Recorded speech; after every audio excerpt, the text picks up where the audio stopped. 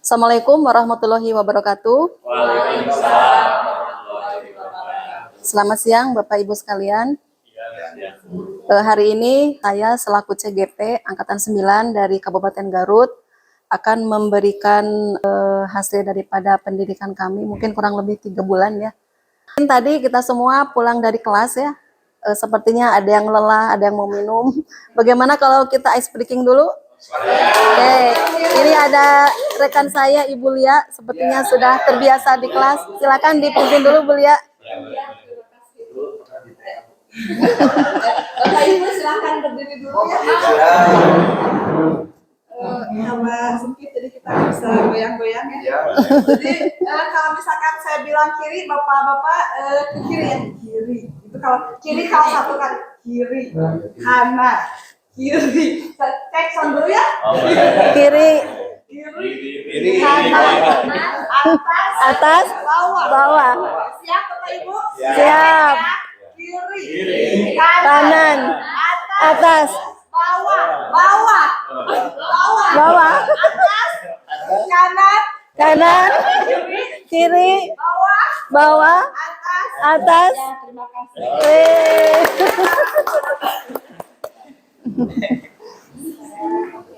Ya, terima kasih Bu Lia yang sudah memimpin ice breaking di siang hari ini. Mudah-mudahan kita sudah mulai rileks dah dengan otot-otot kita. Kiri jadi kanan. Terima kasih. Baik Bapak Ibu sekalian, hari ini saya akan menyampaikan pemahaman dan penerapan pengalaman terkait dengan budaya positif di SMK Negeri 6 Garut, mungkin untuk beberapa contohnya terkait pada aksi nyata di modul 1.4.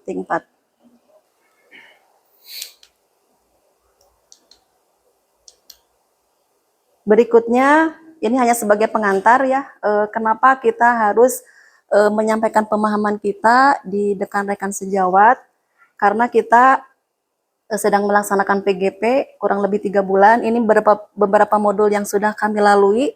Modul 1.1 tentang nilai pengajaran Ki Hajar Dewantara, 1.2 tentang peran guru penggerak, 1.3 visi dan prakarsa, 1.4 tentang penerapan budaya positif. Kalau di 1.1 ini adalah kita digali kembali tugas sebagai guru ini berdasarkan filosofi Ki Hajar Dewantara. Ternyata saya sendiri baru paham ya, kita punya tokoh pahlawan, tetapi selama ini kita melupakan gitu ya. Dan melalui CGP ini saya benar-benar diingatkan kembali, ternyata jasa beliau sangat besar dan teori-teorinya juga itu sangat masih relevan untuk saat ini gitu ya. Dan tentunya mungkin di PGP ini pemerintah bagus di 1.1 ini salah satu kurikulum yang disampaikan di program pendidikan guru penggerak ini harus atau wajib diketahui oleh guru ya. Ini basicnya tuh di sini ya. Kita benar-benar digali bahwa mengajar tuh seperti apa. Kalau kita mempergunakan konsep KHD, kita benar-benar terpanggil, tergari, oh ternyata mengajar tuh seperti itu. Ini kedua, ini nilai dan peran. Ternyata kita sebagai guru itu sesuai dengan standar kompetensi pendidik, harus kompetensi sosial, pedagogik, kemudian profesional, dan akademik. Yang akademik mungkin ini tergantung masing-masing ya. Yang ketiga ini harus dikembangkan kita mungkin secara mandiri, baik mandiri individu maupun oleh sekolah. Nah ternyata seorang guru penggerak juga dia mempunyai standar kompetensi lagi, yaitu dituangkan dalam bentuk nilai dan peran guru penggerak. Salah satunya itu kolaborasi, kemudian inovatif. Jadi guru penggerak itu harus kerjasama.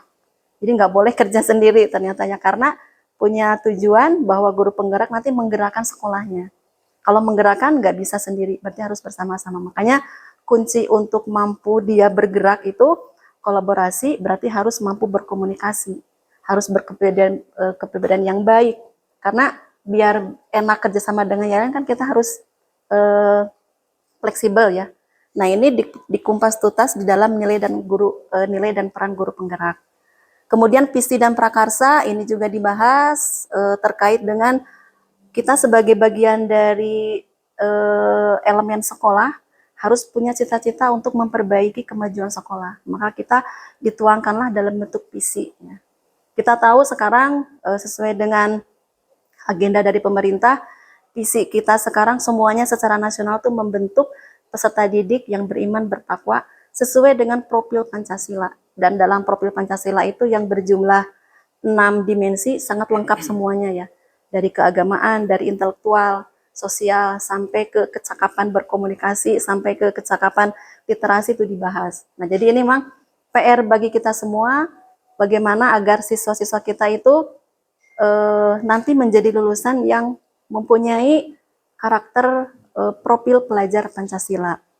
Nah, baru yang 1.4, karena ini ada seperti best practice, praktek kita di lapangan menghadapi anak terkait dengan kedisiplinan, maka wajib disampaikan kepada rekan sejawat. Maka hari ini kita semua mungkin, ya kalau tadi mungkin menurut Pak Yayan diskusi atau sharing ya, sama mungkin ya, karena secara pengalaman kita sudah sering di lapangan berinteraksi dengan anak. Nah, mungkin kalau sekarang menghubungkan antara di lapangan yang udah kita laksanakan dengan teori sesuai dengan yang ada di dalam teori disiplin positif. Nah, itu mungkin ya latar belakangnya. Berikutnya, karena kita terkait budaya positif, mungkin saya menyampaikan dulu pengertian ini. Di sini bahwa budaya positif itu adalah nilai-nilai positif yang diterapkan di sekolah untuk menumbuhkan motivasi intrinsik dari siswa yang bertanggung jawab dan berbudi pekerti. Jadi ini sepertinya sebuah proses yang panjang ya. Jadi kita harus mengkondisikan sekolah ini agar bernuansa positif ya. Karena di sini juga budaya ya. Kalau budaya itu ketika kita mau mulai daripada masuk gerbang, udah kerasa nih, oh di dia mah disiplin, oh di dia mah ramah, oh di dia bagus pelayanannya. Saya masih ingat dulu ketika kita ada tamu dari luar, ketika ada penilaian mutu ya. Kita mau tahu sekolah itu baik atau tidak, kita rasakan mulai masuk gerbang. Apakah orang yang di depan senyum? Apakah ketika jalan kita ada bertemu dengan salah satu guru, dia menyapa, badai ke mana, mau kemana? Nah, itu saja indikatornya pertama. Berarti kalau sudah ada sambutan seperti itu, berarti ke bawahnya, ke dalamnya itu sudah mengindikasi sudah bagus. Jadi kita, saya masih ingat indikatornya ini budaya. Jadi budaya itu diterapkan, dijalankan sehari-hari, baik itu mungkin belum semuanya bisa menjalankan, baru sebagian, tetapi kalau membudaya itu sudah menjadi habit, kebiasaan. Jadi ini ternyata menerapkan budaya positif ini butuh waktu yang lama ya. Kalau untuk siswa bagaimana nih? Pada siswa itu adalah sehingga siswa itu muncul motivasi intrinsik ya. Jadi kalau intrinsik itu tidak ada paksaan dari luar, dari dalam. Cuma di sini ketika kita menuntut siswa agar intrinsiknya muncul, harus banyak rangsangan dari luar ya. Masuk, oh ternyata gurunya ramah nih, masuk ternyata lingkungannya menduduk, maka dia terus terbangun jiwanya. Makanya saya cari beberapa referensi, motivasi intrinsik adalah motif-motif yang menjadi aktif atau berfungsinya sehingga tidak perlu rangsangan dari luar, karena dari dalam diri individu sudah ada dorongan untuk melakukan sesuatu. Jadi di sini motif-motifnya tuh menjadi aktif. Jadi sebenarnya orang tuh bahan untuk menjadi baik tuh banyak ya. Karena lahir kan semua bersih bayi ya. Nah, kenapa orang jadi tidak baik, jadi galak, jadi apa? Karena dorongan dari lingkungan. Nah, ini siswa agar termotivasi intrinsiknya terbentuk, berarti motif-motifnya itu biar aktif ya, maka lingkungan kita harus mendukung. Jadi lamorima kasentuh sensornya bagus ya, nah berarti dia tumbuh gitu ya. Nah, berarti memang sekolah semua segmen ya, semua elemen itu harus mendukung terhadap terbangunnya intrinsik siswa ya. Jadi kalau sudah ada elemen-elemennya, berarti dia kan otomatis nanti akan terbangun ya. Nah, beda dengan ekstrinsik adalah motifnya bisa aktif dan berfungsi karena adanya perangsangan dari luar. Kalau tadi mah hatinya terpanggil karena dia melihat ini terpanggil. Kalau ini mah ada dorongan dari luar, bisa dipaksa, bisa diajak, bisa disuruh gitu ya. Nah, ini mungkin dari pengertian ini. Nah, ada 2 indikator untuk melihat bahwa siswa itu sudah melakukan atau melaksanakan budaya positif.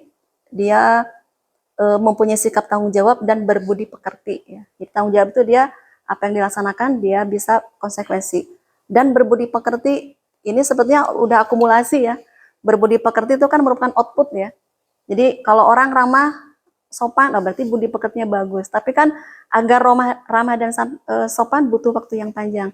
Dia tahu ilmunya, dia mengerti, mengaplikasikan, dan konsisten gitu. Jadi ini indikatornya bahwa kalau di sekolah anak-anak ini sudah melakukan budaya positif, berarti kelihatan tanggung jawabnya dan kelihatan budi pekertinya. Nah, kalau budaya positif sudah berjalan di sebuah sekolah, maka ini merupakan bagian dari mutu sekolah. Karena ini mutunya itu adalah, iya sekolahnya bagus ya, mutunya bagus, berarti budaya positifnya sudah berjalan. Ya, itu. Maka upami bada iya mutuna bagus sekolah iya. Kalau jelek, berarti salah satunya budaya positifnya belum berjalan gitu ya. Nah tentunya kalau budaya positif banyak ya, tapi kalau yang dibahas di program ini mungkin terkait dengan budaya positif ke siswa ya. Nanti kalau mungkin budaya positif bagi guru, bagi pimpinan, mungkin ya bagi staf TU tuh ada lagi mungkin ya. Ini mungkin. Berikutnya, nah ini kan di bawah ya. Nah, budaya positif yang ada di sekolah akan membantu pencapaian visi sekolah. Untuk mewujudkan visi sekolah, peran guru merupakan ujung tombak peningkatan kualitas pendidikan di sekolah, yaitu memegang peranan sangat penting. Nah, karena tadi siswa itu dia hanya akan mendapatkan rangsangan agar motif-motif di dalamnya aktif, maka ini ternyata yang menjadi tugas utama adalah peran guru di sini. Tentunya kalau peran gurunya bagus, menjalankan budaya positif, ini akan membantu terhadap pencapaian misi. Misalkan visi kita sekarang kan mewujudkan peserta didik yang iman, cerdas, kemudian kreatif, gotong royong, dan mampu bersaing secara global. Itu mungkin kurang lebih ya kalau visi. Nah kita kalau budaya positif dijalankan di semua segmen yang ada di SMK, mungkin tujuan-tujuan yang ada di dalam visi itu akan tercapai. Maka siapa yang akan menggerakkan? Tidak ada lain adalah guru sendiri. Jadi fokus utamanya di guru. Itu mungkin ya. Nah kemudian ini konsep kunci budaya positif. Bagaimana strategi untuk menciptakan budaya positif di sekolah sesuai dengan teori yang ada di CGP. Ada 7 ya. Perubahan paradigma, kemudian disiplin positif, kemudian motivasi perilaku, kebutuhan dasar, posisi kontrol guru, keyakinan kelas, dan segitiga restitusi. Ini ada yang dipraktekkan ya, mungkin 6-7. Bentuknya ini bisa dipraktekkan langsung oleh guru di kelas ya. Kemudian motivasi perubahan, ini cara kita menghadapi pembelajaran dengan siswa ya. Kemudian motivasi perilaku, ini dasar-dasar kita mengajar tuh kenapa ada anak yang melanggar tuh kenapa. Ini juga harus dipahami. Jadi ketujuh ini mungkin harus dipahami oleh guru ketika menjalankan peran sebagai guru. Karena peran sebagai guru tadi ya, mungkin secara tugas dia memberikan pembelajaran, karena secara ini tugas guru ada 7 ya, mendidik, mengajar, mengarahkan, membina. Nah mengarahkan, membina ini kan di luar materi ya. Nah berarti poin-poin ini harus menjadi teori yang harus dipahami oleh guru. Makanya kenapa dalam kunci agar budaya positif berjalan, maka guru harus memahami kepada 7 konsep ini. Ya. Berikutnya, perubahan paradigma ya, yang pertama. Jadi kalau mau menerapkan disiplin positif, maka kita sebagai guru di kelas, individu guru ya, harus dirubah dulu atau di flashback ya, paradigma kita mengajar. Nah, paradigma mengajar itu adalah bagaimana pembelajaran kita itu, berarti karena kita sekolah di bawah negara ya, terutama kita negeri, berarti kita ada yang punya nih. Nah, berarti apapun yang akan kita laksanakan di sekolah sesuai dengan yang digariskan oleh pemerintah. Dalam hal ini mungkin kita standar isinya bagaimana, terkait dengan materi ajar, standar proses bagaimana kita mengajar, kemudian SKL-nya bagaimana, kemudian penilaiannya bagaimana, ini kan diatur semua. Jadi sebenarnya kita tuh hanya aktor ngajar saja, karena semua sudah diatur oleh negara yang dituangkan dalam beberapa standar atau Permendikbud ya, nomor sekian, nomor sekian. Nah ini yang terjadi dalam paradigma pembelajaran tuh terjadi perubahan. Kenapa perubahan? Karena paradigma pembelajaran itu berubah disesuaikan dengan kebutuhan zaman. Kalau sekarang mungkin zamannya, kalau istilah dari kurikulum tuh era abad 21 ya. Anak sekarang sudah istilahnya Gen Z ya. Udah masuk dunia digital. Nah, itu semua kan harus disesuaikan dengan kita ya. Kita bisa nggak menyesuaikan itu? Nah, maka sebelum guru yang berubah, maka pemerintah membuat konsep dulu. Ini kita harus berubah nih, harus ke kurikulum mereka, maka dirubah. Semuanya dirubah ya. Dari standar isi, proses, SKL penilaian. Maka turun ke bawah, nah kita sebagai aktor melakukan perubahan. Dan ada yang unggul lagi di dalam kurikulum sekarang adalah profil pelajar Pancasila. Kenapa? Karena memang pemerintah memandang saat ini kita banyak istilah yang diberikan, krisis moral ya, kemudian era digital, kemudian kita harus bersaing dengan dunia luar, maka keterampilan anak itu harus dibekali dengan keterampilan yang dibutuhkan saat ini. Saya juga sedang membaca ini, artinya sampai dalam-dalamnya seperti apa sih? Dan ternyata memang sangat banyak gitu. Jadi tuntutan profil pelajar Pancasila itu agar siswa SMK lulus harus P5 ini profil Pancasila ternyata banyak banget ya. Nah, cuma kan ini dikenalkan mulai dari PAUD, SD, SMP, SMK. Berarti ya bertahap ya. Dari SMP sampai level ini nih pemahamannya, maka nanti diperkuat di tingkat SMK. Nah, itu. Jadi sekarang kita bermuaranya menciptakan lulusan itu ketika dalam pembelajaran mengarahkan kepada profil pelajar Pancasila.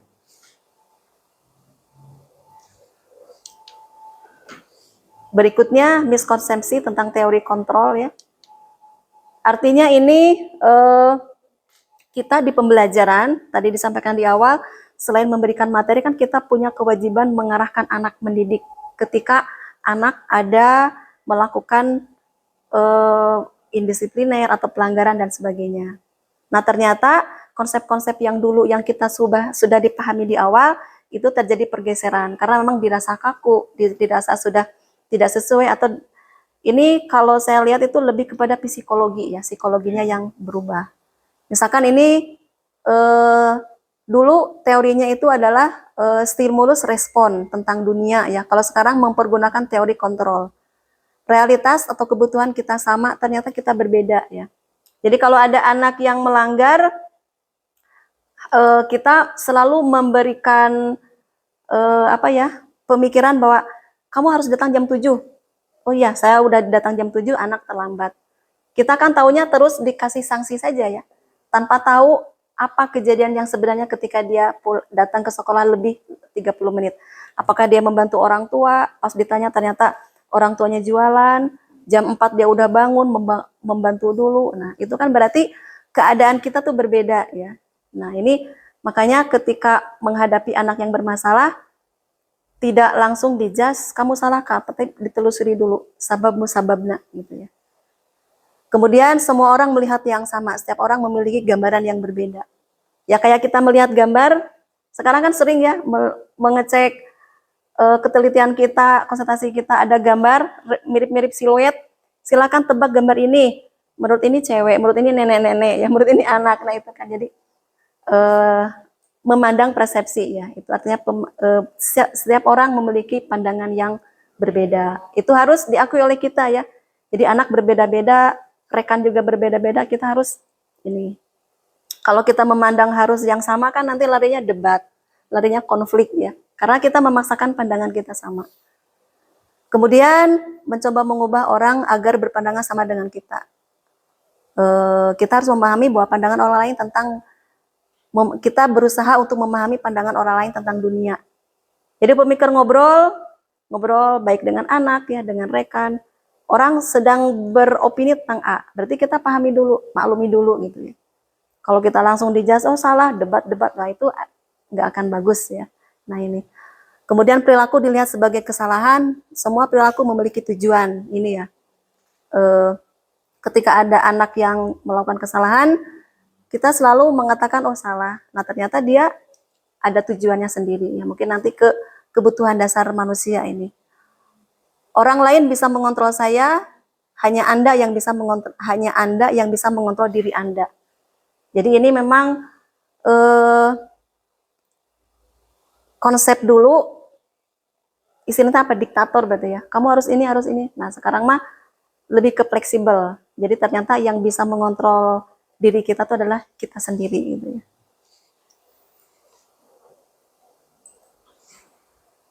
Kemudian pemaksaan pada saat bujukan gagal harus ini tidak boleh dipaksa ya. Maka kita adakan kolaborasi. Kemudian model berpikir menang kalah, maka kita harus berpikir sekarang model berpikir menang-menang. Nah itu. Jadi pandangan-pandangan dulu berdasarkan psikologi saat ini sudah bergeser, berubah karena memang psikologi orang berbeda, berkembang ya. Yang dibacanya juga beda, ilmu terutama ini diawali dengan perkembangan ilmu dan teknologi. Kalau dulu kan misalkan untuk melihat di dalam usus itu apa, nggak bisa ya. Ronsen, nah sekarang kan bisa ada kamera kecil masukin aja ke usus. Nah itu kan udah perkembangan teknologi. Berikutnya ini disiplin positif. Yang kedua ya, tadi paradigma. Kemudian disiplin positif tentunya ke pengertian dulu ya. Ini adalah suatu cara penerapan yang bertujuan untuk menumbuhkan kesadaran serta memberdayakan peserta didik tanpa ada imbalan dalam bentuk penghargaan, ancaman atau hukuman ya. Jadi ini di sini ada menumbuhkan kesadaran. Jadi cara penerapan disiplin, misalkan kita sekarang berbicara di sekolah nih, bagaimana menerapkan disiplin di sekolah itu agar bertujuan untuk menumbuhkan kesadaran. Maka kalau seandainya ada anak yang masih melanggar, berarti harus kita terima dulu, kita treatment dulu. Nah, tapi yang jelas kunci yang harus kita pakai adalah lingkungan kita itu harus benar-benar menumbuhkan. Jadi banyak media-media baik itu berupa sistem ya, berupa lingkungan yang bisa menumbuhkan anak agar dia menjadi disiplin. Kalau di kelas, udah masuk kelas, oh ternyata ada peraturan nih. Kalau dibuka sepatu berarti harus konsisten terus. Ya. Nah maka dia kalau sudah ada tumbuh, nanti kan sudah menjadi kebiasaan. Nah ini yang diharapkan dalam disiplin positif. Tentunya dengan adanya nanti anak disiplin, ini tidak ada imbalan, bukan karena imbalan ya, bukan karena ada reward, bukan karena ada hukuman, tapi dia benar-benar melalui kesadaran. Ini. Nah itu makanya yang disebut dengan disiplin positif. Nah ini sebagai pendidik, kita menciptakan peserta didik yang memiliki disiplin diri sehingga mereka berperilaku mengacu kepada nilai-nilai kebajikan universal. Sama dengan yang tadi ya, intrinsik. Jadi kebajikan universal itu kebajikan yang bisa diterima semua, tidak memandang suku ya, memandang agama. Kalau sekarang kan mungkin di sini kalau saya lihat untuk agama nggak banyak ya, mungkin ada 1-2. Paling yang banyak itu background daerah ya. Kemudian kita di sini masih Limbangan itu masih daerah-daerah banyak tokoh agama ya, tokoh agama. Nah, berarti nilai-nilai kebajikan itu misalkan begini, kemarin saya ada mendengar salah satu ini bahwa ziarah ke kuburan tuh kutip ya, guru tuh menandakan kutip. Nah, itu kan sensitif ya kalau menyampaikan ke anak-anak. Sedangkan di kita itu anak-anak banyak yang sering melakukan itu dari latar belakang keluarga.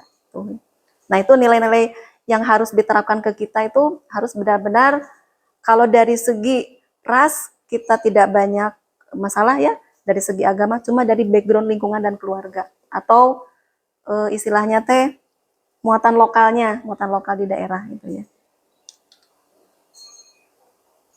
Nah ini nilai kebajikan, artinya imah naonnya seperti kita bisa mencontoh ke sini, ini loh yang sudah diterapkan nilai kebajikannya itu sehingga bisa sesuatu yang heboh gitu ya, menjadi terkenal, paten, permanen, dan bisa dipakai sepanjang masa selagi belum ada perubahan. Ini mungkin kalau sekarang Indonesia sedang fokus apapun terhadap pelajar Polri Pancasila. Ini mungkin kalau dulu ada ini ya, primary years program keterampilan life skill hidupnya, ini artinya Ini hanya sebagai contoh bahwa nilai-nilai ini ketika sudah diterapkan sehingga menjadi nilai yang semua orang tuh tahu.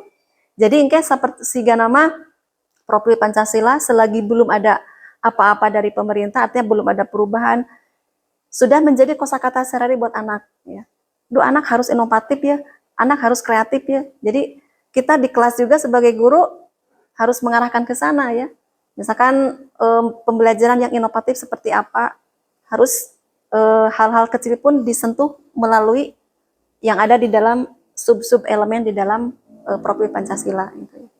Jadi nanti anak-anak sudah terbiasa. Kalau di TK kan pakai yel, pakai tepuk tangan ya, tepuk profil Pancasila misalkan gitu. Jadi sudah menjadi non trademark gitu ya, maksud saya tuh gitu.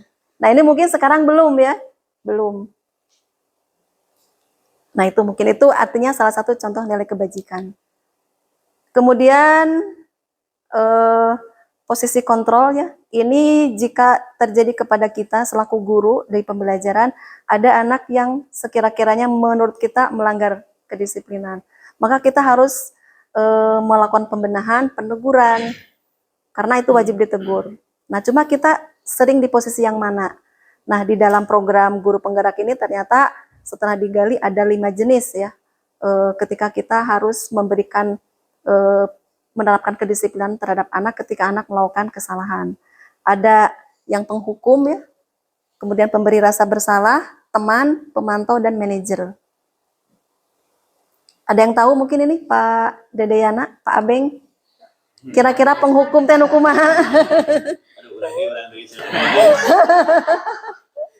Baik, mungkin dari saya yang dimaksud dengan penghukum di sini adalah kontrol guru yang istilahnya selalu menyalahkan anak, ya. Lebih ke ketegasan di dalam melaksanakan aturan. Jadi, contoh misalkan anak itu dia datang terlambat, ya terus dia dihukum dengan biasanya nada penghukum ini biasanya lebih tadi yang dikatakan oleh Bulia lebih tinggi nadanya. Tinggi ya. Seperti itu. Jadi kenapa kamu kesiangan gitu kan dan segala macam itu menurut saya sebagai penghukum. Jadi anak mungkin kalau diposisikan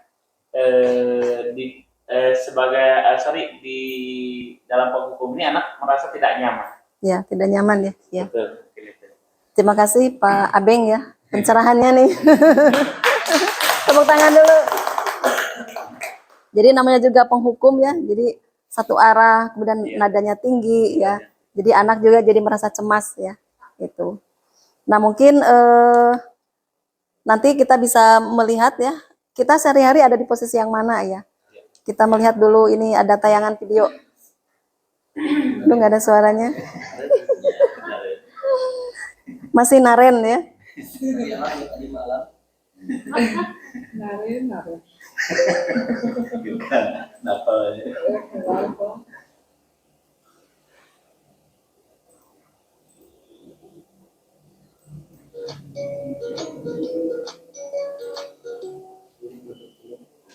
Kemananya? Kadianya bisa nanya? Dalam penerapan hukum positif restitusi Di mana?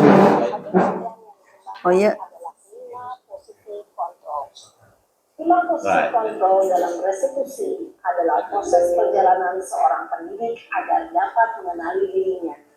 Pada video kali ini, kita akan membahas tentang 5 posisi kontrol yang dikembangkan oleh Diane. Yang dikembangkan adalah 5 posisi kontrol. 5 posisi kontrol dalam restitusi adalah proses perjalanan seorang pendidik agar dapat Mengenali dirinya. Pada video kali ini, kita akan membahas tentang 5 posisi kontrol yang dikembangkan oleh Diane Gossen dan contoh penerapannya.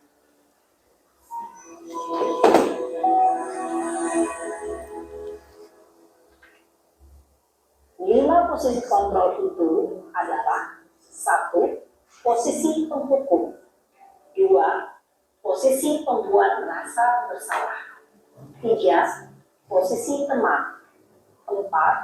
Posisi pemantau atau monitor. Dan 5. Posisi manajer. Untuk lebih memahami kelima posisi tersebut, mari kita saksikan kasus Naren yang terlambat hadir 20 menit di sekolah dan melihat bagaimana kelima posisi kontrol dalam menghadapi masalah tersebut.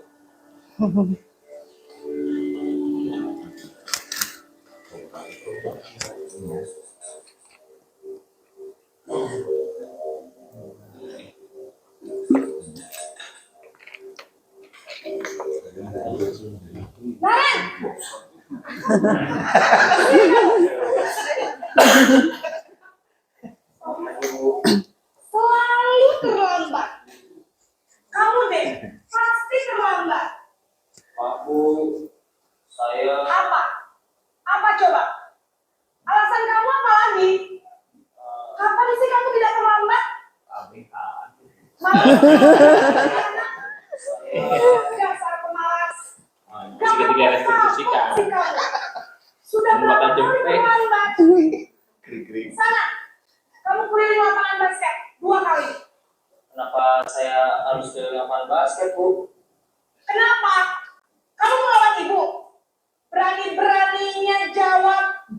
Sudah terlambat, masih berani jawab pula. Sekarang, keliling lapangan basket 5 kali sekalian. Biar kapok. Cepat.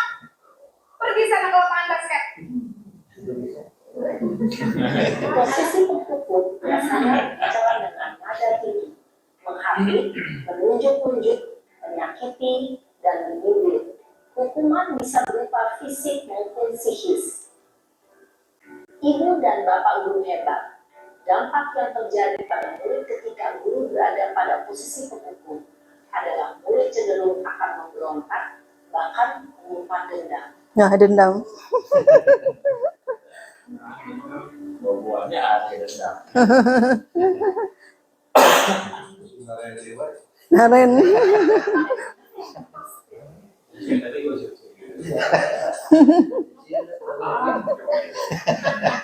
Aduh.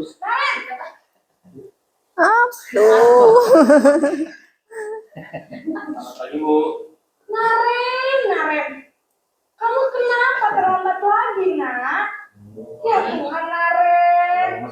Kamu sedang dari sana susah ya? Kamu terlambat lagi. Nanti ibu yang ditegur bapak kepala sekolah, nak. Disangka ibu tidak bisa membina kamu. Duh, gimana ini? Maaf Bu. Duh, Gusti Naren. Kamu suka ya kalau ibu ditegur bapak kepala sekolah? Terus, sekarang ibu harus tulis apa yang di buku absen? Ini kamu sudah sering terlambat loh. Ibu harus apa coba? Maaf Bu. Maaf sekali.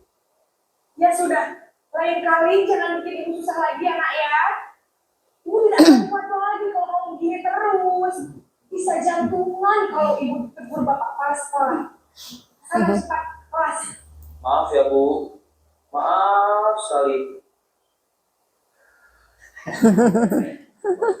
Posisi membuat rasa bersalah, berbicara dengan nada tenang, cenderung lembut. Namun kata-kata yang diutarakan membuat murid merasa menjadi orang yang gagal, memandang buruk dirinya sendiri, merasa tidak berharga, Sungkun. Ketika guru mengambil posisi membuat rasa bersalah, murid akan menganggap dirinya yang bersalah dan ia akan menyimpan emosi negatif tersebut di dalam dirinya. Posisi teman.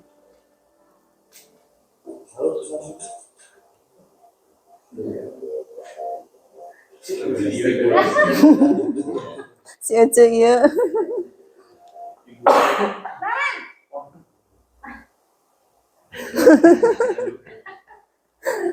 Selamat pagi Bu. Wah, sudah jam berapa ini nak? Semangat lagi.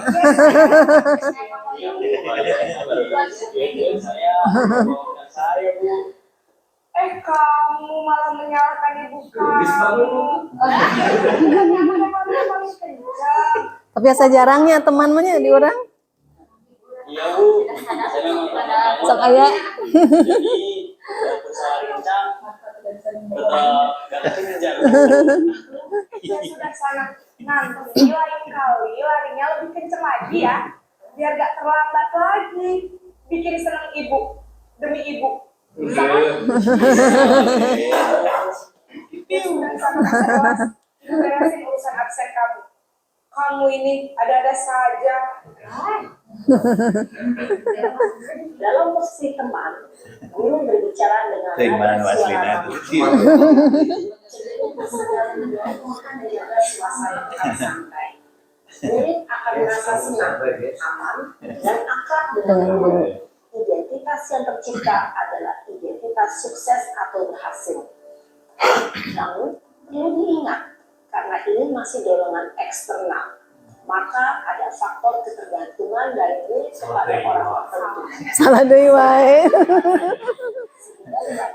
Seueur namun ya, namun.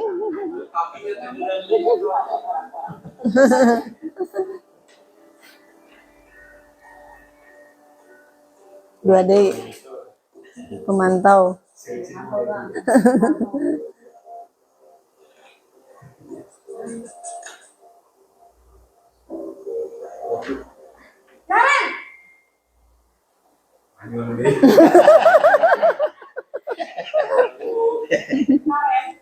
apa peraturan sekolah kita? Bulia mah Berapa kita harus kamari ya sa di dinten ngadangun naren. Pak Ebi naren. jam 7.20. Naren sudah tahu konsekuensinya jika terlambat hadir. Paham Bu, saya harus tinggal kelas pas jam istirahat selama 20 menit. Iya benar, konsekuensinya demikian. Jadi nanti jam 9.30 pas istirahat, kamu harus tinggal di kelas, kerjakan tugas tambahan untuk ketertinggalan kamu, ya. Baik Bu. Posisi pemantau mengandalkan penghitungan atau data untuk mengontrol murid. Guru mengarahkan murid berdasarkan peraturan dan konsekuensi. Seorang pemantau menunjukkan bahasa tubuh dan ekspresi wajah yang datar dan cenderung formal.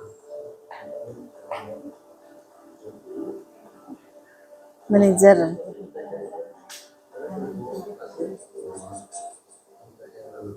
Hiji deui Pak Yogi kalau narena hiji deui. Terakhir. Naren, Aduh. Selamat pagi Bu. selamat pagi Naren. Maaf Bu, saya terlambat. Iya, sekolah masuknya jam 7, sekarang sudah jam 7.20. Jadi sekarang bagaimana ini Naren? Maaf Bu, saya lupa setel alarm saya semalam. Baiklah, menurut kamu, keyakinan sekolah yang mana yang perlu kamu tingkatkan? Menghargai diri sendiri dan orang lain mungkin ya Bu. Setuju.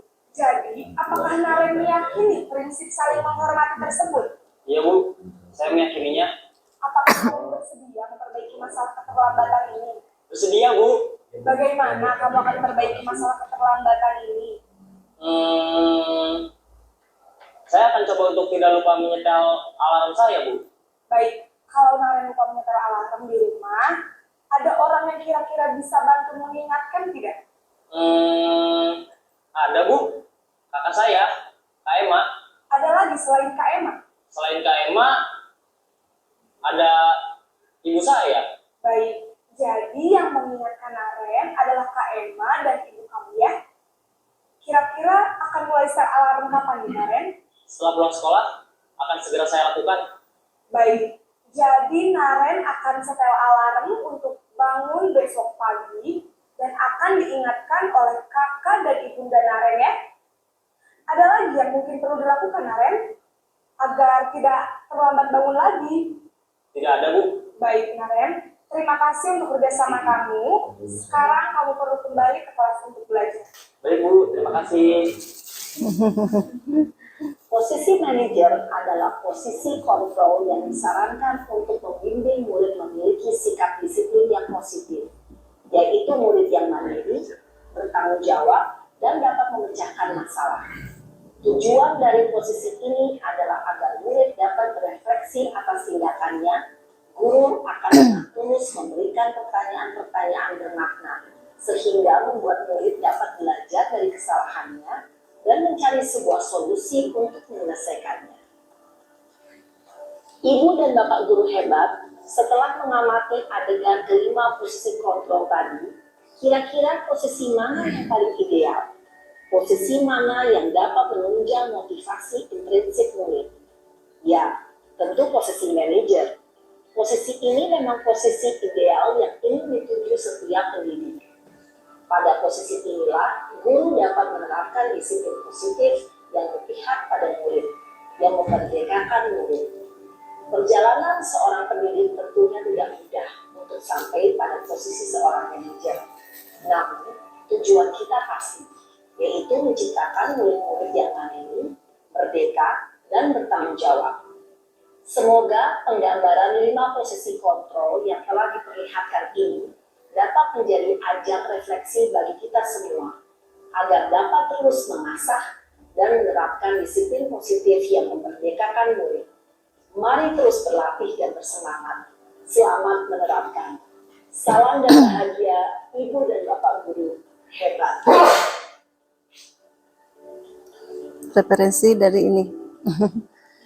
Itu pengintan Bapak Ibu, barusan ini adalah tentang 5 posisi kontrol ya. Kalau istilah di sini posisi kontrol, tapi kalau kita mau menegur ya, menegur. Ada yang mau disampaikan Pak Robi? Mangga. Ini ada sedikit tuh dari tayangan tersebut tergambarkan bagaimana guru itu menindak mungkin apabila ada siswa yang mengalami ataupun melakukan kesalahan, khususnya tadi kemarin digambarkan kesalahannya itu lambatan atau masalah waktu. Mungkin kalaupun dilihat di sekolah kita pun terlihat ada kasus seperti itu, utamanya mungkin ada Aan ya Pak Abeng. Terlihat Aan itu banyak kasus ataupun terjerat pelanggaran terkait keterlambatan sangat langganan. Oh, Mungkin dari sisi yang tadi yang kontrol kelima ada sedikit solusi untuk mengatasi, setidaknya mengatasi bagaimana siswa terlambat di sekolah kita. Mungkin itu. ya. Terima kasih Pak Robi atas gagasannya ya, kemudian reviewnya terhadap tadi tentang posisi kontrol yang 5 ini ya. Memang kita kadang sering terlupakan ya tahap-tahap untuk melihat bagaimana apa yang terjadi sebenarnya dengan anak ketika dia secara kontinu kesiangan. Kalau kontinu sering kesiangan berarti ada sesuatu ya. Kalau kesiangan 1-2 kali nggak apa-apa nih. Tapi kalau kesiangan secara berturut-turut berarti itu harus ditelusuri. Berarti tahap yang kelima ini yang tepat ya, posisi manajer. Dan tadi kita melihat bahwa di akhir daripada review tentang posisi kontrol ini adalah merupakan tahap untuk berproses untuk kita gitu ya.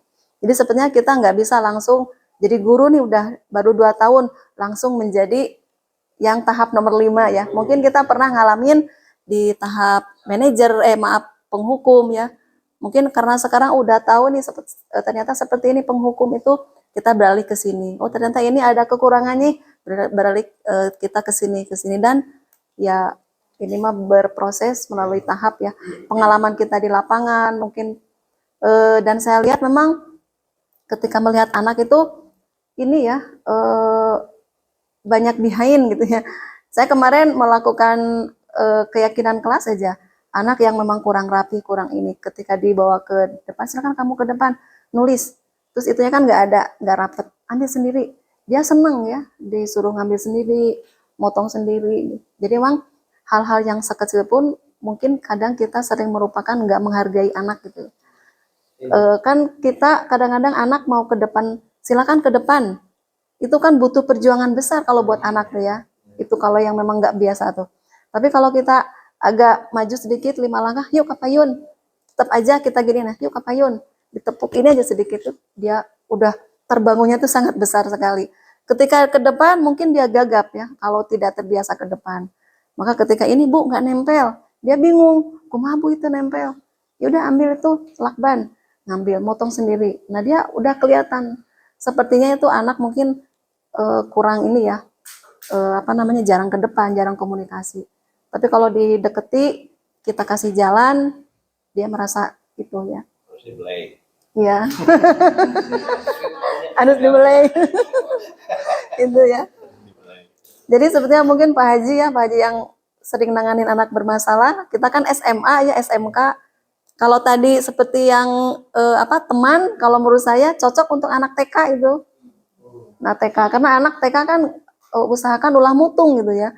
Tapi sepertinya masih cocok kalau anak TK. Tapi kan kita udah anak SMK nih, ini gimana? Kalau yang penghukum mungkin terlalu galaktik, nanti anak punung dan sebagainya. Jadi harus melihat keberadaan anak sepertinya ya, keberadaan anak.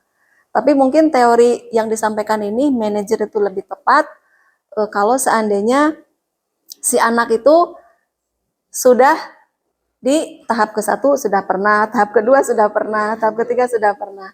Dan nanti dikasih yang tahap kelima dia mempan gitu ya. Gitu. Itu mungkin ya. Atau mungkin terbalik. Kalau menurut saya saya manajer dulu. Kalau nggak mempan itu berarti. Ya, jadi maksudnya anaknya ya, Ya. anaknya kalau memang misalkan kita baru masuk kelas nih, belum kenal sama anak-anak ya, belum kenal. Terus ada anak bermasalah, kita langsung dengan tahap kelima, ini mempan enggak, kan kita belum tahu anaknya. Jadi anak, seandainya ada anak yang memang bisa ditreatment dengan tahap kelima, mungkin sebelumnya dia sudah di tahap keempat, tahap ketiga, tahap kedua, begitu. Ya kalau kita sendiri memberikan perlakuan, kalau nggak mempan ya kayak tadi kayak Pak Yayan ya, ke muter gitu ya, muter. Sedikit aja itu. Mangga Bu. Memang kan di SMK ini anaknya luar biasa, beda-beda karakternya. Iya. Jadi yang saya lihat nggak semuanya dewasa Bu. Jadi Iya. kalaupun kita langsung ke manajer, anak itu tetap nggak mempan itu karena memang dia merasa dirinya masih kayak pengen diajak jadi teman, pengen diajak jadi kayak gitu dulu Bu. Kayak pernahnya misalkan kalau misalkan anak diajak dewasa, ini kan kursinya harus begini, harus lurus, harus bagus gitu. Itu tuh nggak kayak gitu Bu. Jadi harus diajak kayak bermain-main dulu gitu untuk anak itu bisa lurusin tempat duduknya. Kamu nih kayak anak TK, Sofi main Bu, ibu di garis-garis bareng-bareng. Nah, dia mau kayak gitu. Tapi kalau kita langsung ke manajer, nah anak itu kayak nggak masuk gitu. Berarti ini Mungkin harus diterapkan, harus dicoba mungkin. Terus yang mengenai penghukum juga pernah saya coba kan, kayak misalkan kalau anak itu disiplin bajunya kan keluar terus. Kalau kita nggak hukum, kamu kalau ngeluarin kalau bajunya keluar up sekali. Jadi pas ketemu ibu setiap kali gitu. Jadi terus-terusan jadi dia masukin gitu. Jadi kadang penghukum itu bisa jadi solusi juga Bu. Iya. Iya, penghukum misalkan tadi kayak baju. Kalau misalkan Ibu Rina mempunyai komitmen dengan anak-anaknya, pokoknya anak harus masuk ini. Tapi kadang anak lupa, aduh nanti ada Bu Rina nih, masukin lagi gitu ya. Udah 2 jam keluar lagi, nanti ada Bu Rina, masukin lagi. Tapi kalau seandainya itu nanti terus menerus, Bu Rina juga mungkin konsisten ya, bisa juga kan tadi lingkungan ya, harus menjadi budaya dulu. Tapi kalau sudah misalkan nanti anaknya udah sadar, maksudnya karena dorongan dari luar, tapi dia terus continue, Ibu Rina juga konsisten memantau, bisa menjadi kebiasaan gitu ya. Bisa lamun ieu mah dina agama mah sadar gitu ya, kabuka hatena gitu. Itu. Jadi mungkin menurut Bu Rina yang tadi, berarti yang ini juga bisa diterapkan, tapi tergantung anak ya, tergantung anak. Karena background anak kan berbeda-beda ya. Jadi pemidina pembelajaran berdiferensiasi. Nah ini juga sama mungkin ya. Kita ketika ada dalam 1 hari, kita menemukan 4 anak bermasalah nih. Yang 1 langsung pakai ini cocok. Tapi yang nomor 2 ternyata nggak bisa pakai ini. Nanti mundur ke 4, ke 3, ke 2. Ya berarti memang tergantung keadaan anak ya, background anak yang sebenarnya itu. Mohon mangga. Yang saya rasakan sekarang biasanya karena alhamdulillah dengan adanya sekolah pagi, jadi tahap demi tahap itu ada perubahan gitu. Alhamdulillah, jadi mungkin tinggal konsekuensi kitanya atau gurunya ya setiap pagi ada. Konsisten. Tapi memang pas awal-awal kan banyak sekali gitu yang dari baju, terus jaket, terus lipstick apalagi. Tapi pas kesini bertahap gitu ya, jadi mereka sudah tahu dari gerbang saja mereka sudah buka jalan. Sudah mulai ini ya. Terus dilihat juga dari kejauhan juga udah pada gini. Gitu. Oh. Iya, jadi yang saya rasakan itu sangat bermanfaat. Bermanfaat sekali. ya. Meskipun Bu pulangnya kalau mau pulang anak-anak itu semprot sana sini. Terus Iya. lipstick merah lagi. Iya. Jadi ya minimal mungkin ada terus pengingat dari. Pengingat. Iya. Jadi Setiap pagi. ya nuhun Bu Neng, berarti mungkin yang ditemukan oleh Bu Neng itu berarti lingkungannya dikondisikan. Apa? Berarti ada tim yang sapa pagi itu kan lingkungannya dikondisikan, anak yang masuk gerbang nih harus tidak ada lipstick. Ini semakin lengkap juga. Iya. Bagus. Sip, nuhun. Keprok. Ya. Nyala ya? Belum. Itu mungkin ya tentang posisi kontrol ya bagi guru ya. Berikutnya kebutuhan dasar manusia nih.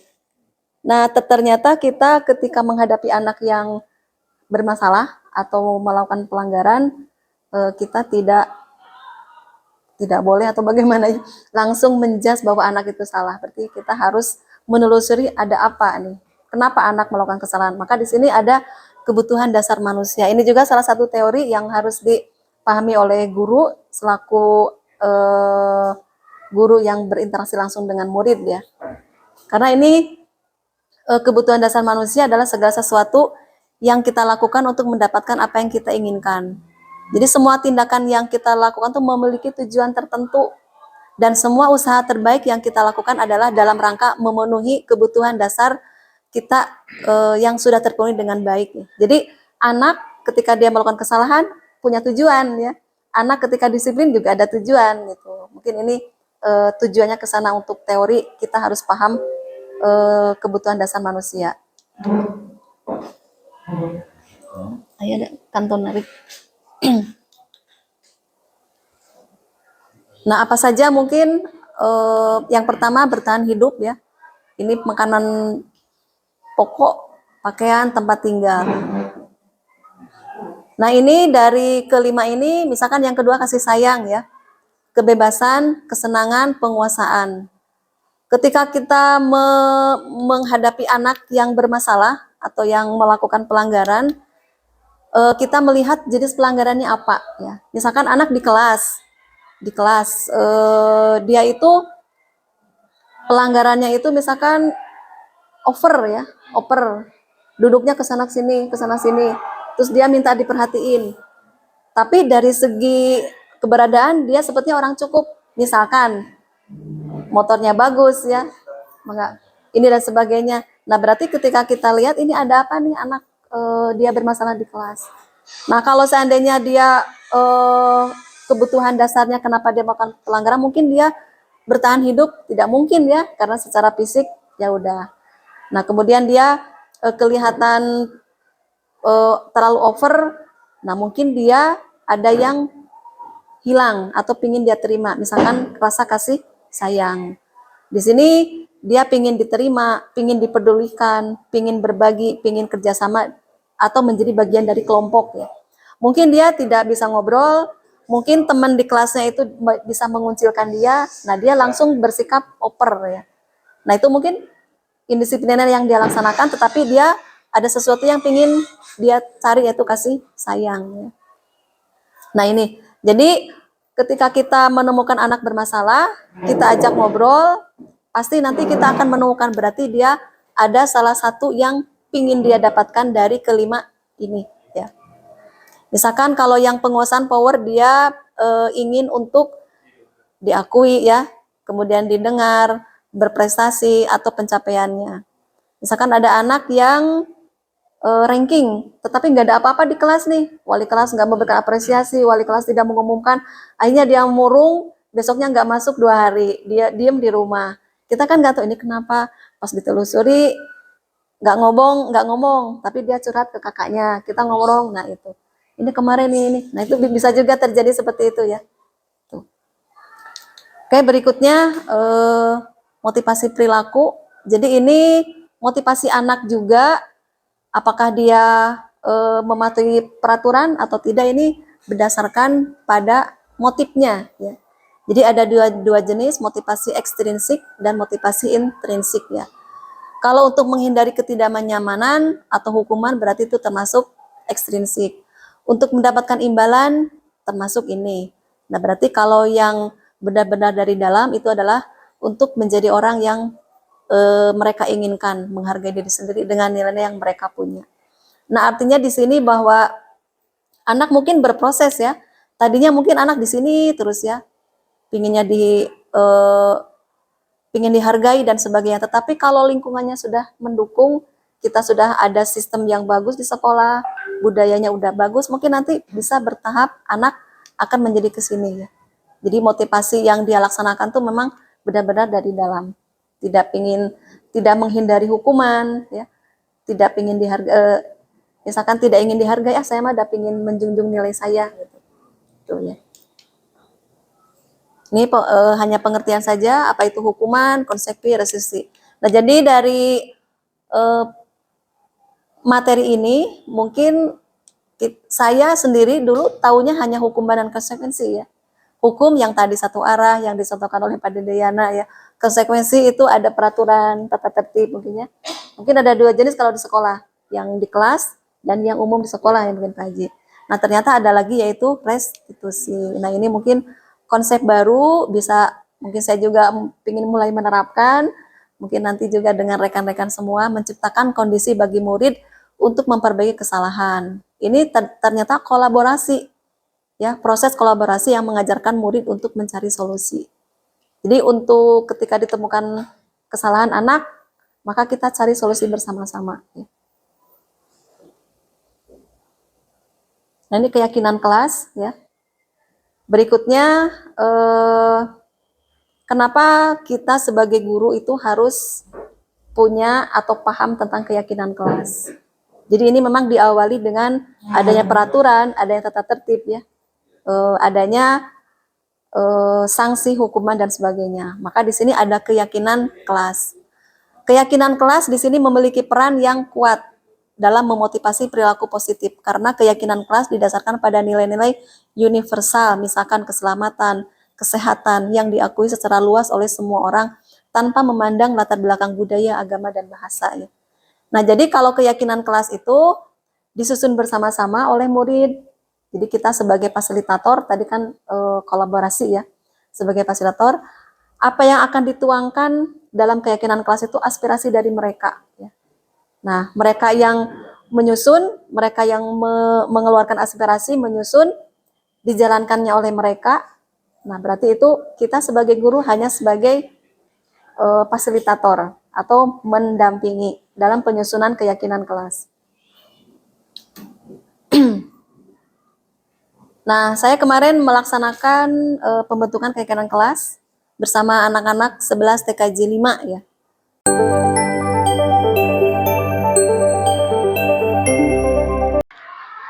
Assalamualaikum warahmatullahi wabarakatuh. Waalaikumsalam warahmatullahi wabarakatuh. Apa kabar hari ini? Alhamdulillah, luar biasa, Allahu Akbar. Oke, terima kasih ya. Baik, anak-anakku sekalian, hari ini saya masuk ke kelas ini di kelas 11 TKJ 5. Mungkin sebelum masuk ke pembelajaran, kita ingin membuat kesepakatan kelas. Nah, kita dulu pahamnya bahwa di sekolah itu ada peraturan, ada tata tertib ya. Nah, jadi peraturan tata tertib itu ada dibagi dua kelompok. Ada yang disusun oleh sekolah dan ada yang disusun di kelas. Kalau di kelas, Anda dipimpin oleh wali kelas. Nah, kalau di sekolah mungkin oleh tim kesiswaan ataupun bagian-bagian untuk mendisiplinkan siswa. Nah, hari ini kita mencoba menerapkan salah satu implementasi dari disiplin positif ya. Disiplin positif itu adalah upaya kita untuk melaksanakan disiplin. Tujuannya apa? Tujuannya agar kita menjadi tanggung jawab terhadap apa yang kita kerjakan. Nah, disiplin positif ini salah satunya nanti yang akan kita praktekkan bersama-sama adalah keyakinan kelas. Ya. Oke, mungkin saya ada slide dulu yang harus kita lihat bersama-sama. Nah, ini ya, membentuk budaya positif dalam melaksanakan keyakinan kelas. Ya. Yang disebut dengan budaya positif apa? Kurang nyana tanya.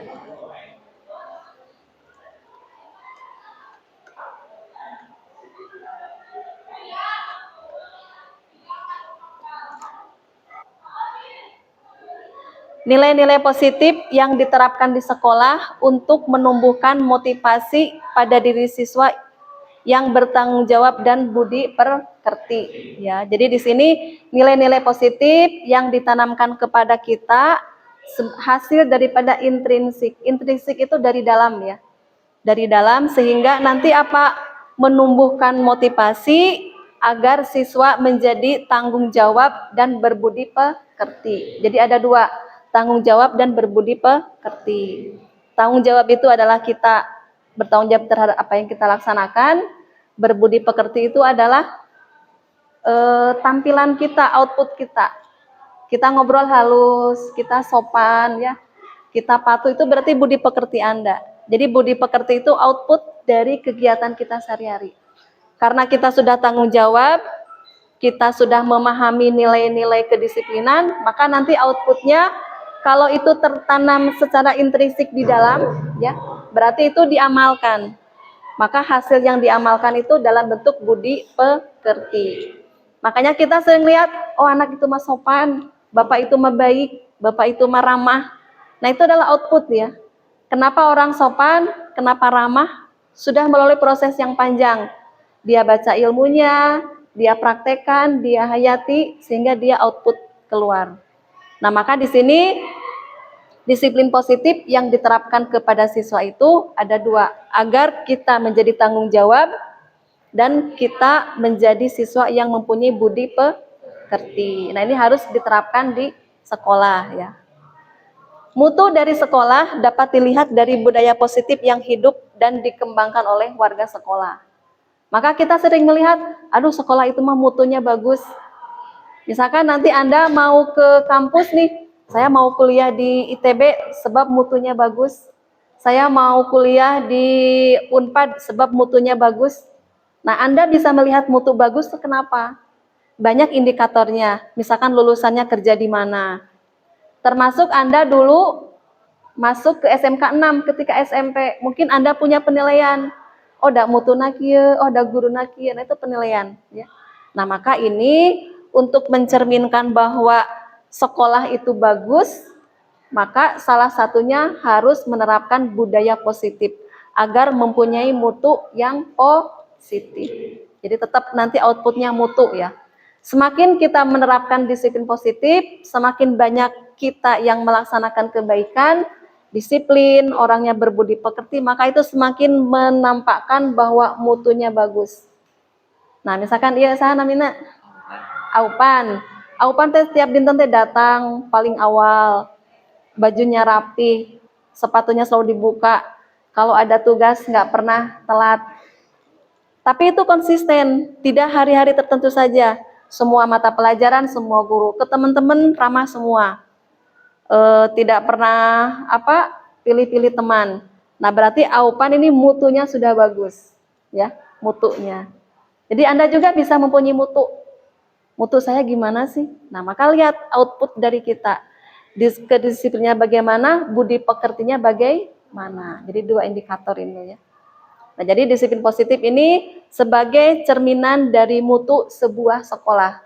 Baik buruknya sekolah dipandang oleh orang itu mempunyai indikator. Salah satunya adalah indikator mutu. Jadi mutu itu kualitas outputnya ya. Salah satu penerapan budaya positif adalah mengubah peraturan dari sekolah menjadi keyakinan kelas. Nah, iya disiplin positif salah satunya teh. Kita taunya kan peraturan ya. Aduh peraturan masuk jam 7 nih. Aduh peraturan harus pakai atribut, itu peraturan ya. Terus ke sini nanti ada yang kesiangan, gurunya udah masuk, nanti ada sanksi dari gurunya. Itu peraturan. Nah, sekarang agar bisa dijalani oleh semuanya dan nanti Anda menjalankan peraturan itu secara intrinsik dari dalam, ya. Jadi tidak ada terpaksa, tidak ada sieun menjalankan tuh. Maka ada konsep baru yang disebut dengan keyakinan kelas, ya. Keyakinan kelas ini adalah sifatnya universal, perlu disusun kesepakatan kelas dengan rumusan kalimat-kalimat positif. Jadi bersifat universal. Jadi kayak keyakinan kelas yang akan kita susun itu harus universal. Universal itu umum ya. Kemudian kalimatnya positif. Jadi tidak ada dilarang, tidak boleh. Kalau itu kan larangan ya, dilarang merokok, dilarang makan di kelas. Nah, kalau keyakinan kelas itu harus bersifat kalimat positif ya. Untuk setiap kelas memiliki kesepakatan kelas dan keyakinan kelas berbeda-beda. Kumaha kesepakatan di sini? TKJ 5 ketika dirumuskan keyakinan kelas, misalkan nanti menghasilkan 10 poin. Ternyata masuk ke TBSM beda lagi kesepakatan kelasnya. Itu tidak apa-apa, karena masing-masing kelas, individu siswanya mempunyai keyakinan berbeda-beda. Ya, keinginan yang harus dipatuhi bersama-sama itu berbeda-beda. Jadi itu nanti tidak apa-apa kalau berbeda ya. Nah kemudian kesepakatan keyakinan kelas disusun bersama-sama oleh siswa di dalam kelas. Jadi nanti di sini. Kemudian berikut ini adalah poster kesepakatan kelas untuk kelas 11 TKJ 5 yang telah disusun bersama. Jadi nanti akhirnya ini kita mempunyai output dari pertemuan sekarang. Kesepakatan kelas 11 TKJ 5 dalam bentuk poster. Nanti minimal ditempel di sini. Berikutnya, bagaimana cara menyusunnya? Pertama, merupakan hasil diskusi dengan siswa. Nanti saya akan membagikan ini kepada Anda. Silakan Anda menulis keyakinan kelas yang ingin Anda terapkan di dalam kelas bersama-sama. Yang ingin diterapkan ya. Yang kedua, setiap siswa menuliskan ide kesepakatan kelas pada kertas post-it. Ini namanya post-it. Ditempel di dinding sehingga mudah dibaca oleh semua. Nanti Anda ke depan, saya mau lihat aupan apa sih isinya. Boleh. Nanti Anda boleh pakai nama, boleh tidak. Saya mah nggak mau pakai nama, pengen privasi, boleh. Ya. Nah kemudian semua ide dikonfirmasi ulang kepada siswa agar siswa mengalami proses dihargai pendapatnya oleh guru dan teman-temannya. Jadi nanti hasil tulisan Anda nanti saya akan konfirmasi. Apakah ini bisa disepakati? Misalkan, ya Bu bisa. Nanti poin-poinnya itu adalah dikonfirmasi kembali oleh saya.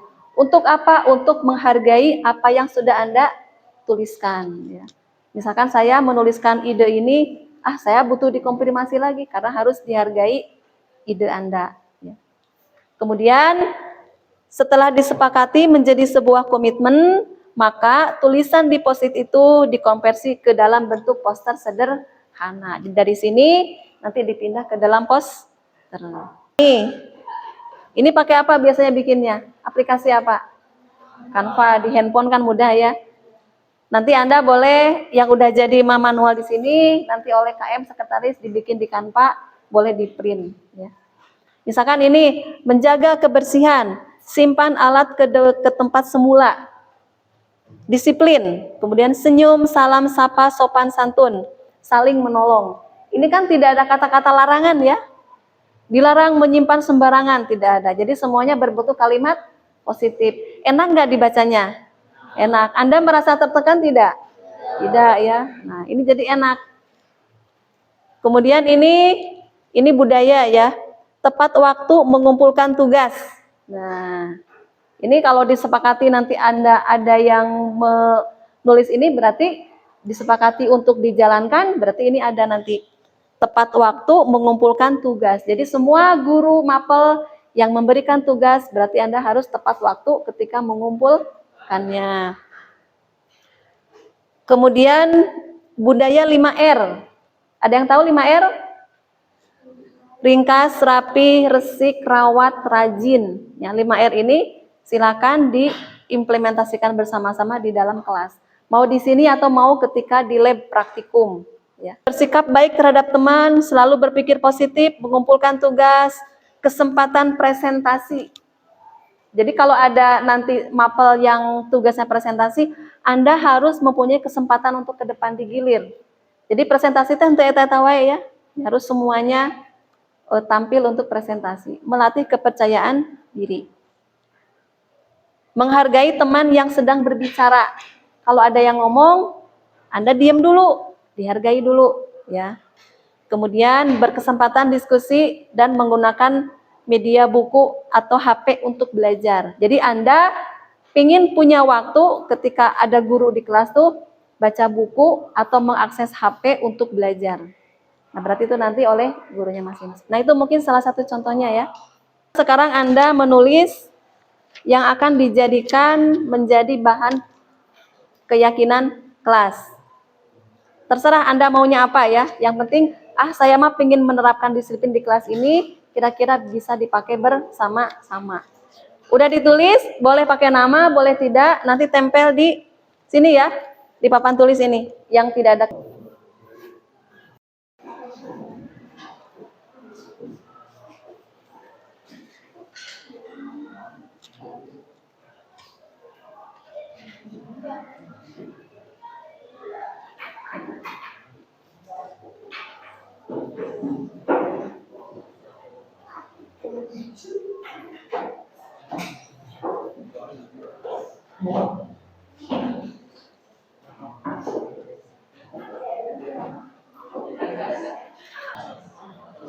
Satu, 2, 3, 4, 5, 6, 7, 8, 9, 10, 11, 12, 13, 26 ya. 1, 2, 3, 4, 5, 6, 7, 8, 9, 10, 11, 12, 13, pas. Sekarang saya minta bantuan 1 KM, mana? Kita lihat ini, kita kelompokkan ya. Nanti KM disimpan di dia sapalingnya. Yang pertama ini selalu membuang sampah pada tempatnya, ya. Ini bisa disepakati kalau ada peraturan seperti ini, bisa ya. Berarti selalu membuang sampah. Sok di dia simpan sampah ya. Sholat, kemudian rapikan kembali.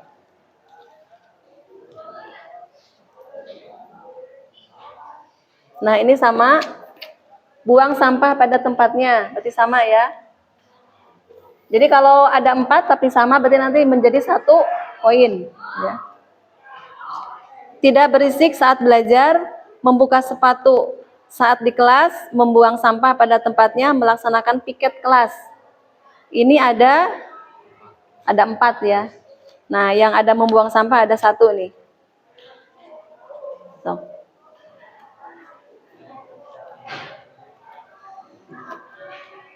Ini disiplin aja ya.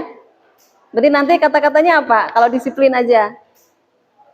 Ayo kita disiplin, boleh ya. Jadi nanti semuanya disiplin masuk, disiplin istirahat, disiplin di kelas ya. Berarti ya rada benten di dia. Nah, di baris kedua. Ini kelompok 1. Ini 2. Harus lebih kompak atau solid. Kompak sama solid semuanya. Nah ini hasil daripada masukan peraturan Anda. Mohon boleh. Semuanya sudah, kata-katanya sudah positif ya. Berarti tinggal dirangkum menjadi sebuah keyakinan kelas. Setelah dikelompokkan, ini ada yang atas ini ada membuang sampah, kebersihan kelas. Kemudian tolong menolong, ini ada 5 ya. Pertama membuang sampah dalam tempatnya, buka sepatu, tolong menolong, tidak berisik saat KBM, dan melaksanakan piket. Jadi itu menjadi 5 poin. Terus yang kedua, ini disiplin, ini kompak, ini tidak ada bullying, nomor 5 tepat waktu. Kemudian nomor 6 sholat, pada waktunya ada 2 nih. Kemudian akhlak nomor 1, ini rambut, sopan santun, melaksanakan piket sama dengan itu. kemudian membersihkan kelas, tidak coret-coret, dan merapikan meja. Membuang sampah, ya, buka sepatu, tolong menolong. Ibadah.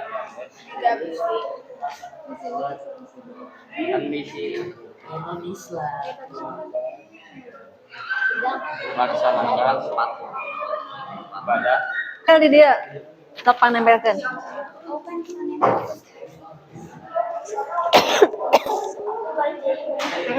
Rapet ya, rapet. Itu kepang napa gede. Neng panapa gede neng ya. Neng panapa gede.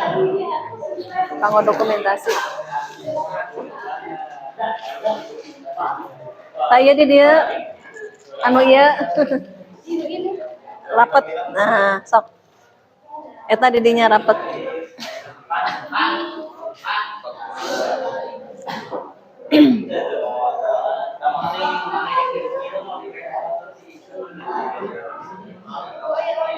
Ayah tuh.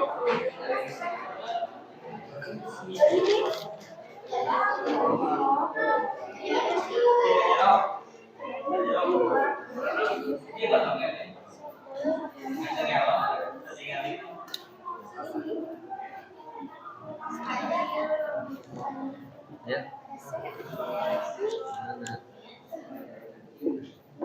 satu lagi.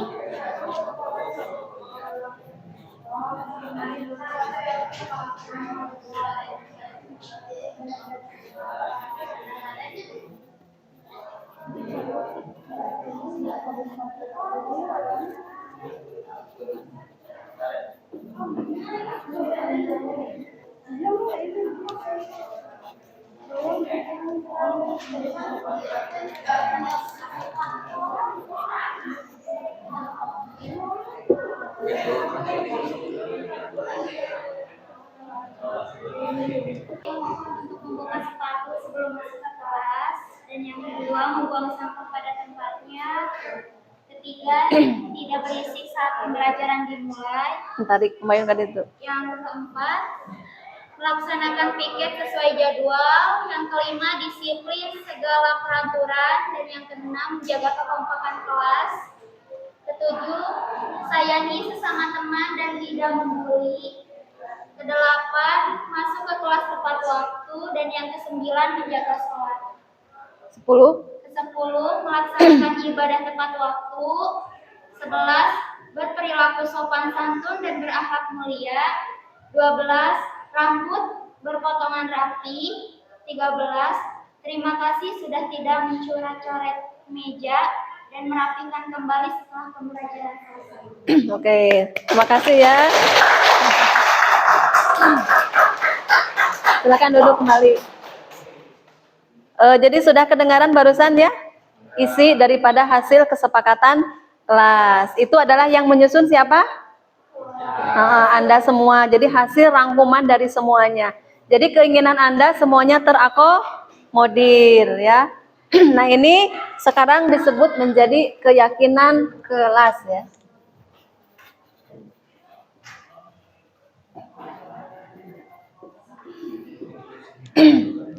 Nah ini keyakinan kelas ini. Nanti ini dibikin dalam, silakan mau di print besar atau mau pakai karton, dibikin semenarik mungkin, nanti ditempel di sini. Ada yang mau ditanyakan? Sudah paham poin-poinnya ya? Nah ini kira-kira mau mulai kapan menjalankannya Anda? Bada kira ngawitan anak. Badai sholat tepat waktu. Terus tidak akan membuli, berarti di sini terjadi pembulian. Tidak akan ada yang mengejek. Sok saha nu ngabuli di dia. Tidak akan membuli. Badai mulai kapan berhenti membuli? Senin. Kapan mau berhenti membuli? Mulai menstop.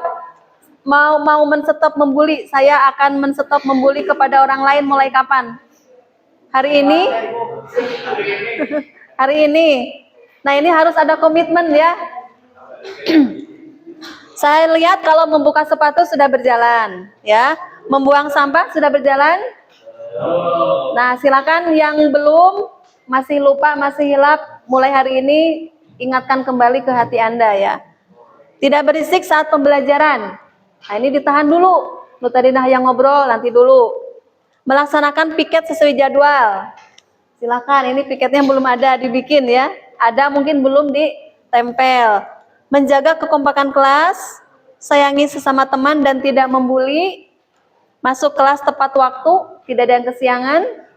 Menjaga sholat, melaksanakan ibadah tepat waktu, berperilaku sopan santun, rambut berpotongan rapi.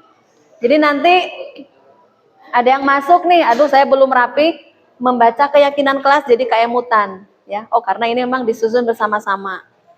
Dan terakhir, terima kasih tidak mencoret-coret meja dan merapikan kembali setelah pembelajaran selesai. Oke, berarti ini sudah mulai akan dilaksanakan oleh Anda semua. Ada yang bisa hari ini, ada yang besok ya. Tetapi usahakan ini sudah mulai hari ini. Nah, terakhir sekarang ada komitmen. Komitmen kelas 11 TKJ 5 karena ini harus diikrarkan kepada Anda ya, biar Anda nanti artinya tuh komitmen bahwa saya akan menjalankan keyakinan kelas ini. Akan menjalankan keyakinan kelas yang telah disusun dan disepakati bersama.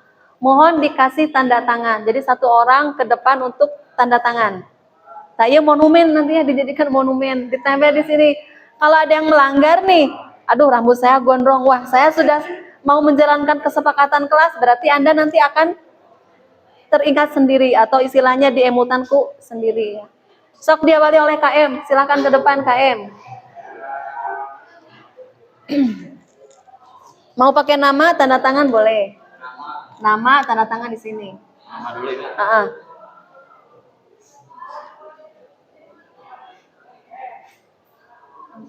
Ya, tanda tangan.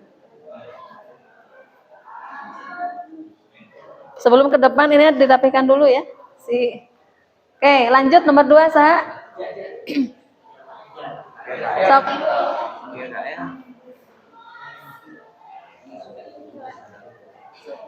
Sok mapai we, ada 2 nih sok. Ke sana terus nguriling. Biar nggak lama. Yuk.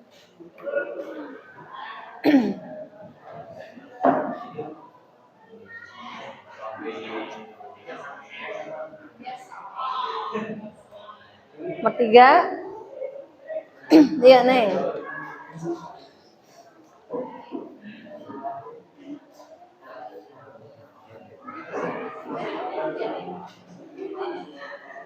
Pastikan, ayo.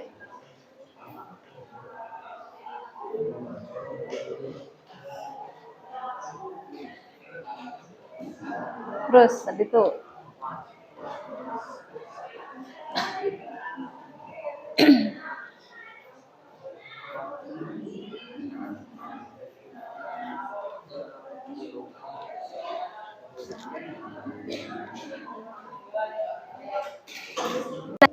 Oke, terima kasih. Hari ini kita sudah bersama-sama untuk menyusun, membuat, dan menyepakati tentang keyakinan kelas. Keyakinan kelas ini akan kita laksanakan bersama-sama, dan mudah-mudahan nanti tidak ada yang tidak mengerjakan, atau dulu bahasanya melanggar, ya, karena ini untuk kebaikan kita semua. Jadi ada berapa kesepakatan kelas yang kita sudah yakini hari ini? 13. Mudah-mudahan kita semua bisa menjalankan dengan baik. Sekian, terima kasih atas kerjasamanya. Assalamualaikum warahmatullahi wabarakatuh.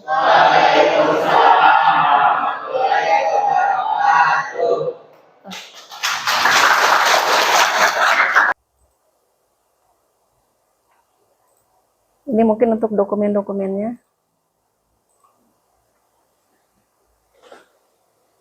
Nah, ini lumayan ya, anak-anak senang menulis menyusun kalimat positifnya itu. Ini terus ini juga lumayan. Terus ini sebelum ditulis ya, dipoto dulu. Ini yang komitmen sejumlah 26 orang. Ini poin-poinnya, keyakinan kelas. Nah, saya kemarin mau saya fotokan dan saya kirimkan ke KM untuk dibikin, terserah mau pakai karton ya, dibagus-bagusin atau mau di print besar. Jadi ini ada 13. Cuma yang paling terakhir itu ini Bu, mejana seueur dicoret-coret kumahanya. Sok atuh bikin. Jadi ini terlalu panjang tuh. Sangat panjang ini ya. Terima kasih untuk tidak mencoret-coret meja dan membereskan kembali setelah pembelajaran selesai gitu. Ya nggak apa-apa, silakan kalau memang itu enak buat Anda kata-katanya itu ya. Ini. Terus mainten terakhir restitusi ya. Ini mah pengertian-pengertian mungkin ya. Jadi sebenarnya restitusi itu menciptakan kembali kondisi anak yang sudah bersalah, dikembalikan lagi ke kelompoknya sesuai karakternya dan dia sadar gitu ya. Dan dia sadar telah melakukan kesalahan. Kalau kita sadarkan, kita dikasih pilihan untuk memperbaiki, nah harapannya dia akan menjadi semakin kuat gitu. Atau semakin bagus karakternya atau tidak mengulangi lagi. 3 langkah: menstabilkan, validasi, dan menanyakan keyakinan. Ini mungkin untuk pengertiannya.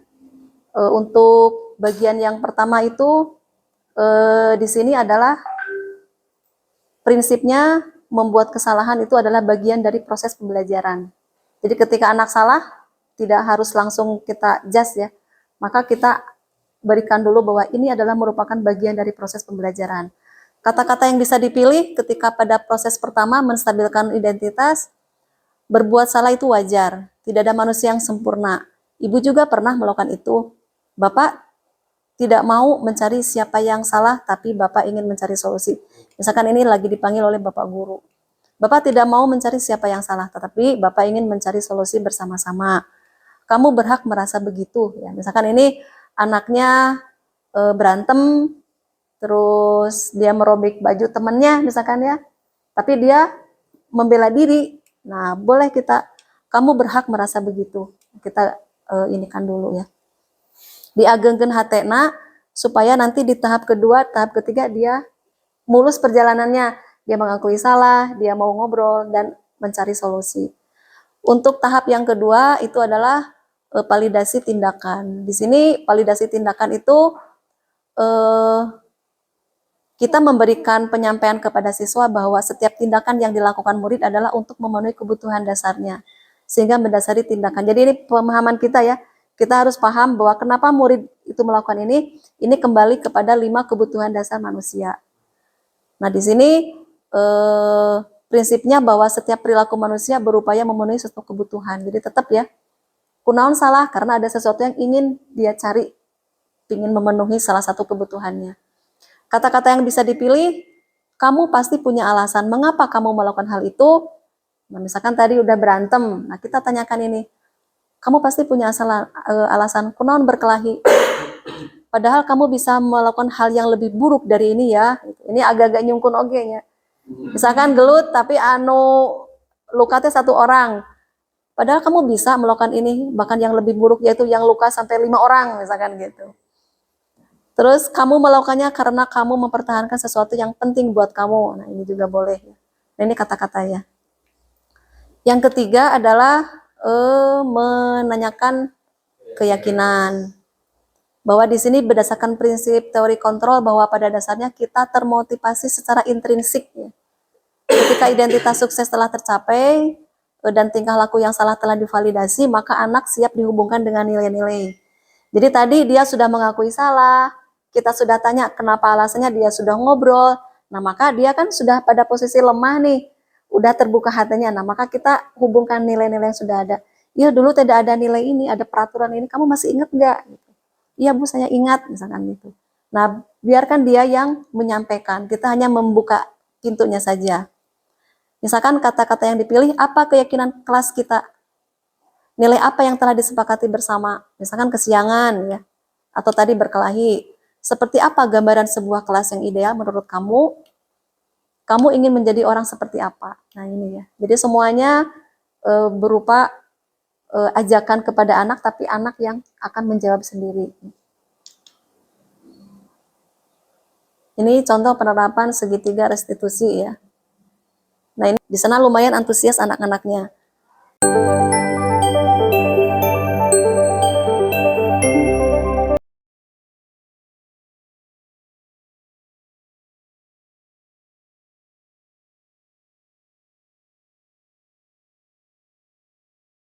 Halo, selamat pagi Ari. Selamat pagi Bu. Ari udah istirahat? Sudah? Ya, sudah. Ari tahu nggak kira-kira kenapa dipanggil sama ibu ke sini? Tidak tahu. Oh, tidak tahu. Oke Ari, tadi kan pelajaran ibu ya, jam pertama kita ulangan.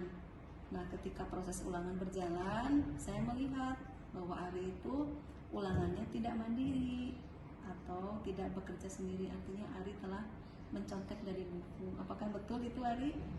Betul Bu. Oh iya, jadi Ari tadi telah mencontek ya. Apakah itu perbuatan baik atau enggak? Enggak. Hari Enggak ini. baik ya. Oke, karena itu perbuatan enggak baik, tapi ibu juga ingin menyampaikan ya bahwa setiap manusia itu ada kesalahan, kehilafan. Nah, sekarang ibu tidak akan mau mencari siapa yang salah ya. Kita mencoba untuk mencari permasalahan ini solusinya bersama-sama. Kalau boleh tahu Ari, kenapa tadi ulangannya mencontek kira-kira? Jadi semalam itu Bu, Ari itu ngebantu orang tua. Soalnya bantu-bantu orang tua, Ari juga enggak terlalu ada waktu buat ngafalin, sehingga Ari juga kepaksa buat lihat buku pas ulangan. Pas ulangan. Oh, jadi Ari tidak ada persiapan ya untuk belajar karena di rumah waktunya digunakan untuk membantu orang tua.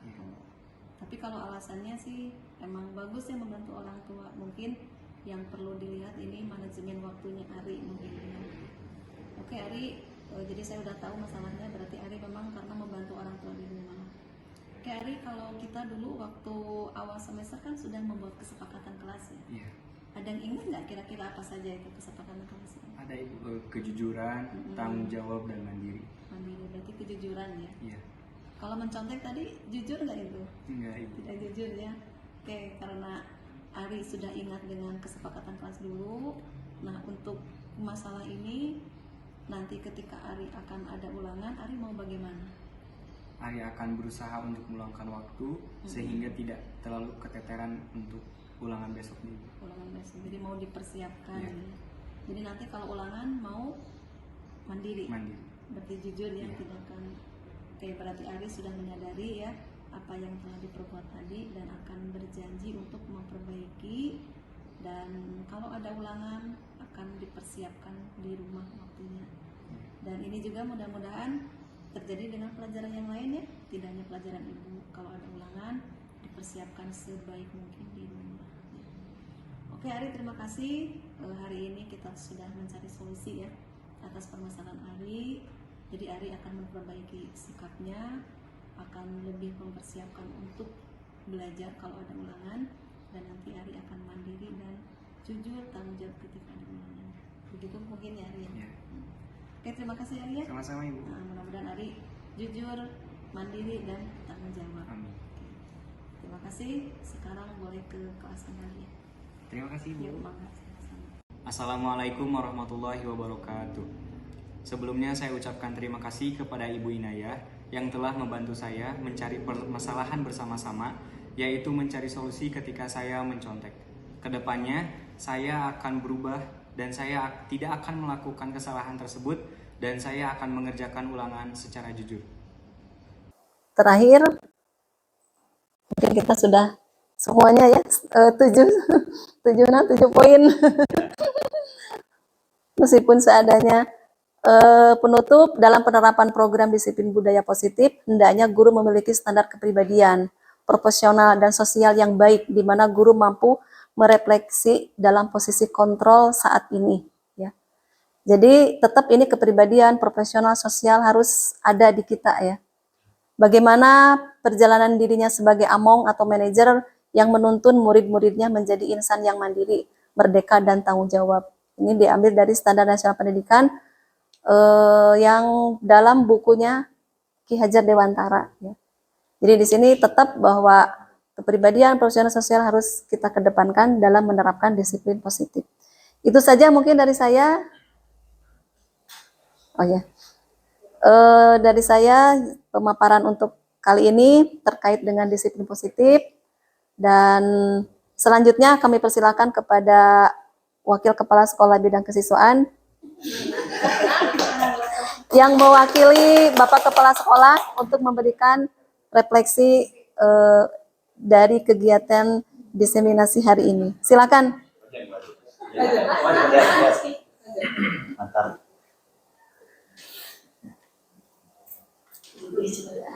Bismillahirrahmanirrahim. Assalamualaikum warahmatullahi wabarakatuh.